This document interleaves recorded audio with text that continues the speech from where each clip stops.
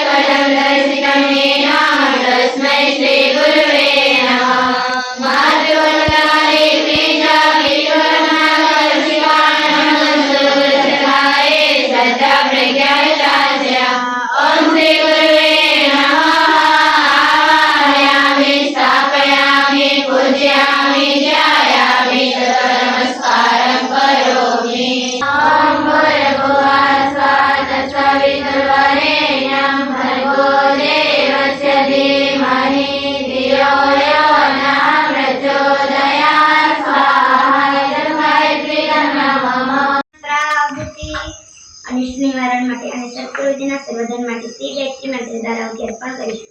ઓમ પંચપ્રાય મહાદેવાય ધીમહિ તન્નો રુદ્ર પ્રચોદયાત.